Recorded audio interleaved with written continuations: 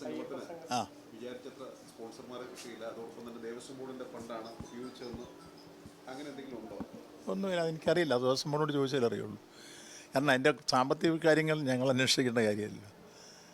ഈ ആഗോള അയ്യപ്പ സംഗമത്തിൻ്റെ ഒരു രൂപയോ ഒരു നയ പൈസയോ വരവെക്കാൻ ഗവൺമെൻറ്റിനോ ഞങ്ങൾക്ക് ആർക്കെങ്കിലും അധികാരമില്ല. അതെല്ലാം തിരുവിതാംകൂർ ദേവസ്വം ബോർഡിൻ്റെ പ്ലാറ്റിനം ജൂബിലിയോടനുബന്ധിച്ച് നടന്ന സംഭവമാണ്. അതിൻ്റെ സ്പോൺസർമാരെയും കണ്ടെത്തിയത് അവരാണ്.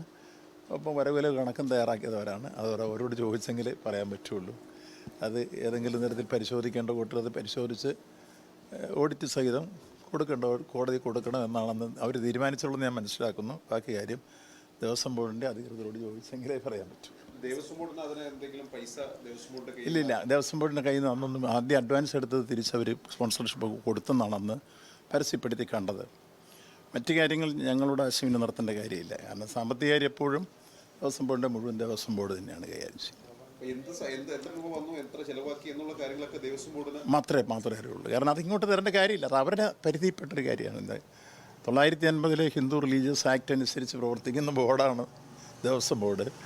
അതിലേതെങ്കിലും തരത്തിൽ ഇടപെടാനോ കമ്മിറ്റി പങ്കെടുക്കാനോ ആ കാര്യങ്ങൾ അന്വേഷിക്കാനുള്ള ഒരു അധികാരവും മന്ത്രിക്കില്ല, വകുപ്പിനുമില്ല. അതുകൊണ്ട് തന്നെ ആ കാര്യം അവരോട് ചോദിക്കണം.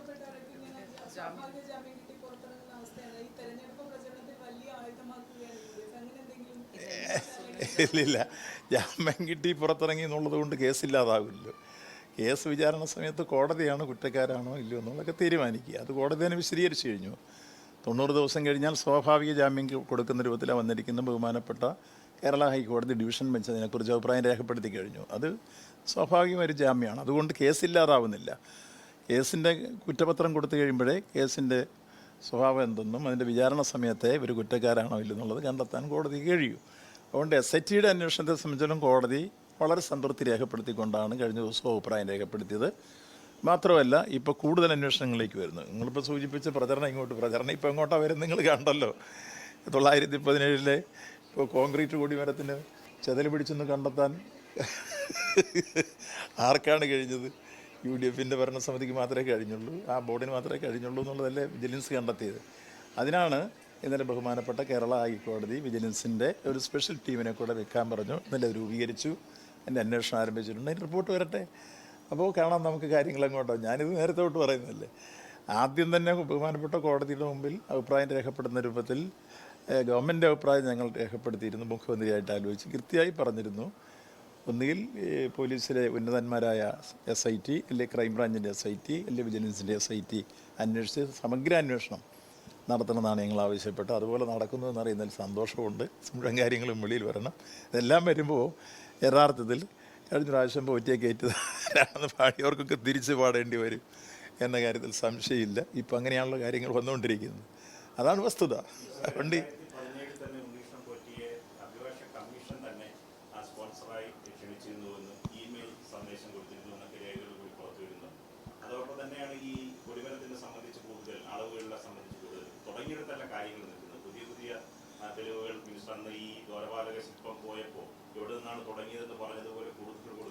അല്ല, അതിൽ ഞാനന്ന് നേരത്തെ തന്നെ പറഞ്ഞിരുന്നു.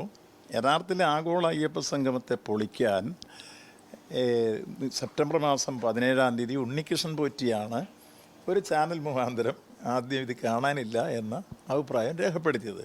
പാളി കാണാനില്ല. അപ്പോൾ 19-ാം തീയതി നിയമസഭയിൽ അടിയന്തര പ്രമേയം വരുന്നു. അന്നേരം ഇതൊന്നും വെളി വന്നിട്ടില്ലല്ലോ. അപ്പോൾ ഈ ഉണ്ണികൃഷ്ണൻ പോറ്റിയുടെ വെളിപ്പെടുത്തലും 2 ദിവസം കഴിഞ്ഞപ്പോൾ 19-ാം തീയതി അടിയന്തര പ്രമേയവും പരസ്പരം കണക്ട് ചെയ്തു വന്നാണ്. 20-ാം തീയതിയാണ് അയ്യപ്പ സംഗമം നടക്കുന്നത്. അപ്പോൾ അത് പൊളിക്കാൻ കഴിയുമെന്നുള്ളതാണ് ഉണ്ണികൃഷ്ണൻ പോറ്റി ഉപയോഗിച്ച് സംഘടിപ്പിക്കപ്പെട്ടത്. പക്ഷേ ചക്കിന് വെച്ചത് കൊക്കിന് കൊണ്ടു എന്ന് പറഞ്ഞതുപോലെ സ്വയം ചെന്ന് കുഴിയിൽ വീണു. 28-ാം തീയതി എത്തുമ്പോഴേക്ക് ഉണ്ണികൃഷ്ണൻ പോറ്റിയുടെ വീട്ടിൽ നിന്ന് കാണാനില്ലെന്ന് പറഞ്ഞ സ്വർണ്ണപ്പാളി കണ്ടെടുത്തു.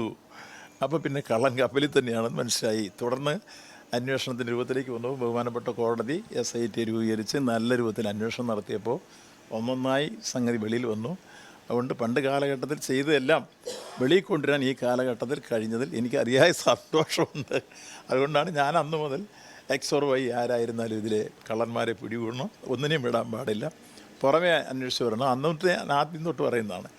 അതിലേക്ക് ഇപ്പോൾ എത്തി എന്നുള്ളതിൽ സന്തോഷമുണ്ട്. വിജിലൻസിൻ്റെ ഒരു SIT വരുമ്പോഴേക്ക് ഈ കാര്യങ്ങളെല്ലാം ഒന്നിന് പുറകെ ഒന്നായി വെളിയിൽ വരട്ടെ.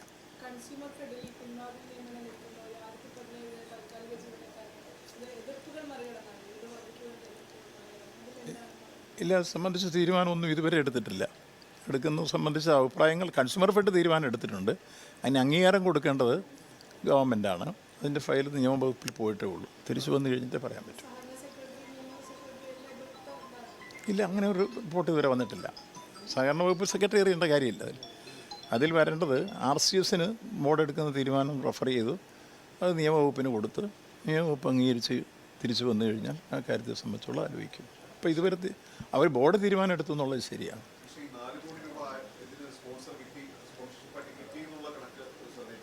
അല്ല, അവർ പറഞ്ഞതാണ്.